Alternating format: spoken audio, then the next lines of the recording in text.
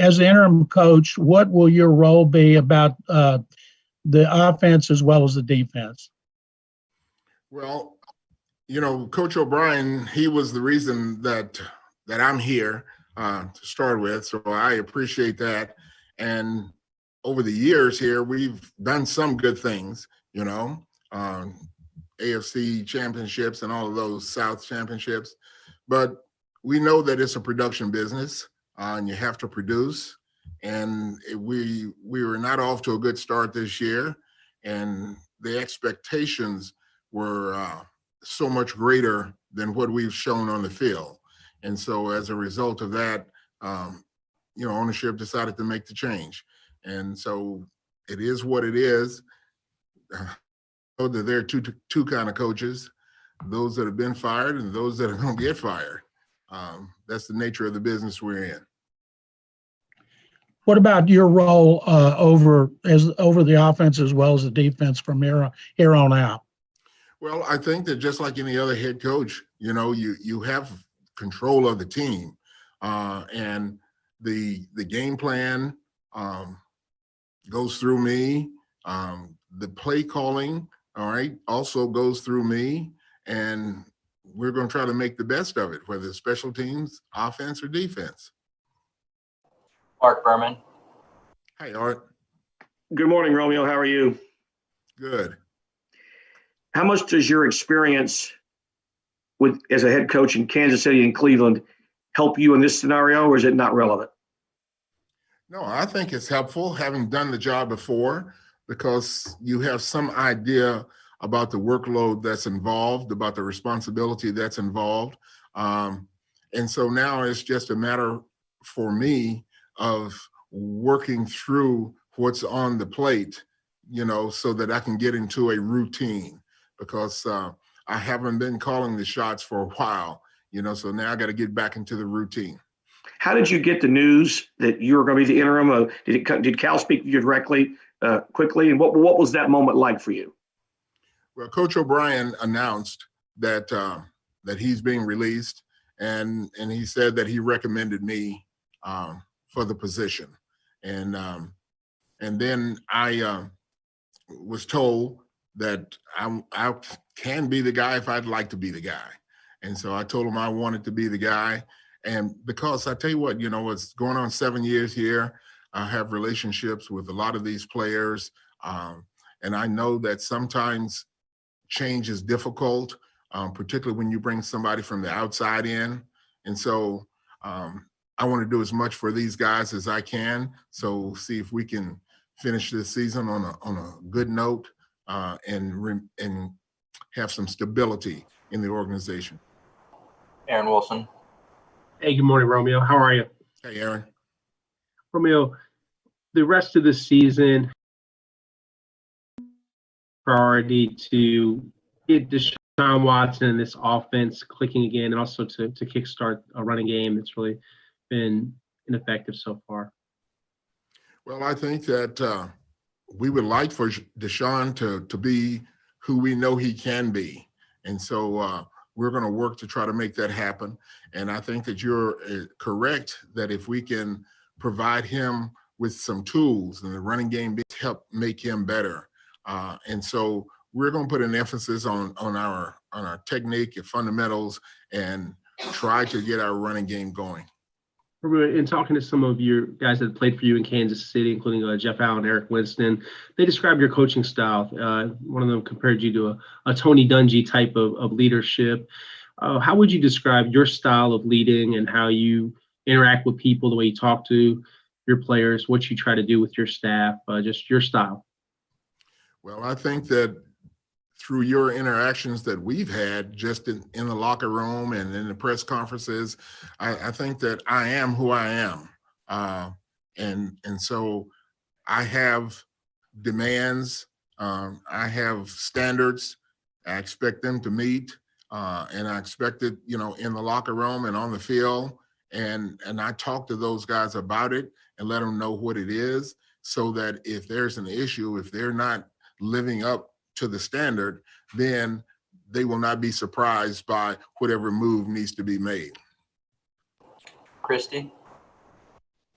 Romeo, you're going to be the oldest coach to ever be a head coach in an NFL game, passing George Halas. And I wondered what you thought about having that distinction, and also if there are unique challenges to moving back into the lead role at your age. I just found out, I guess maybe yesterday, somebody mentioned that that I would be the oldest coach to have coached the game in the NFL on Sunday. I didn't think about it that way. I think that I'm just a football coach, and I enjoy coaching, and that's why I'm still coaching. And so I'm just going to try to make this team better and try to win a football game. Brian Smith. Romeo, many people that maybe get a shot to coach one time in the NFL, never get it again. I mean, you have 12 games to work with this team. You have a lot of talent, obviously, at quarterback. What's this mean to you at this point in your career, with everything you've been through and everything you've had to deal with and overcome, and to continually prove yourself, to get this opportunity to coach this team for the next 12 games? Well, first, it means that we didn't do well enough to start the season. Yeah. Because if we had done better to start the season, I wouldn't be in this position. But going forward, I have to do the very best that I can to help these players, try to put them in the best position to make plays, whether it's in the running game on both sides of the ball, or it's in the passing game on both sides of the ball, so that we can win some games. And so the focus is to try to win one game. And the one game we'd like to win is this coming game. It's a home game and it's a division game. So that's the focus. David Nuno.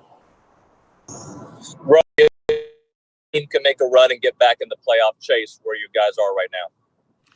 Well, I think that we have ability. And if the ability and the coaching can put it all together, I think we can start winning. And then once you start winning, I think attitudes change, outlooks change, guys play better, and then only time will tell where you can go and what you can get to. Kim Davis. Good morning, Coach. Can you talk about what might look different this weekend when you guys take the field? I mean, I know today's Wednesday, everything happened pretty quickly, but what might be different from this team on Sunday? Well, I hope our attitude and energy is different. And then I hope that our performance is different. I mean, you're not going to come in and put in a new offense or a new defense just overnight, because it takes time if you're going to do that. So we're going to have to work with what we have and then try to get our players to play it better than we have been playing it, and more consistently, because that's part of our problem. We're not as consistent as we need to be. We'll take about 3 or 4 more. Seth. Coach, most players have never been through anything like this. Do you have to manage some psychological shock when you address these guys and when you go through practice the first couple of days?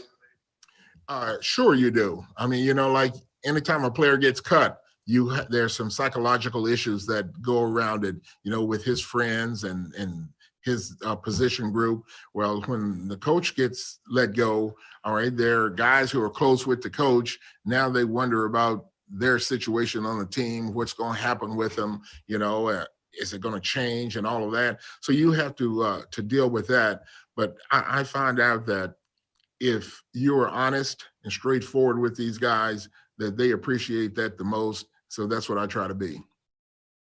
Brandon. Hey, good morning, Romeo. Morning. Earlier about working on fundamentals and consistency. Have you been able to diagnose exactly what may have went wrong for you guys so far this season, and exactly how you guys might address those particular issues? Well, you know what? I told the players that when I looked at the tape, because, I'd just been looking at the defensive stuff, but now I had to look at some offense and some special teams as well, all right? There are times that we do what we're supposed to do and we look good. And then when we try to make a play, we get guys trying to do too much, then that opens up seams, and then we look bad. And so my goal is to try to get us to look good on a more consistent basis. And then I think that will give us a chance to be in the game and have a chance to win. Aaron Reese. Hey, Romeo, what's your read on how the start to the season, the 0-4 start, is just kind of worn on the players, if at all? Yeah, because, these guys are a playoff team. And not everybody, because we had some changes, all right? But the expectations are we're a playoff team and we want to play playoff caliber football, and we haven't been doing that, and so that's why we're 0-4. Now, we had a chance, particularly the last two games, we had a chance that maybe we could have won, all right? But we didn't play well enough and we didn't win. But because I think that from game 1 to game 4, at least on the scoreboard, we were better and we've improved. So hopefully we can continue to improve. And if that occurs, then we'll win some games. Mark Berman. Romeo, you said two of the things that you hope are different on Sunday are attitude and energy. How can you affect that in the short term? Well, you know what? I think that the players, to a degree, have to bring their own energy.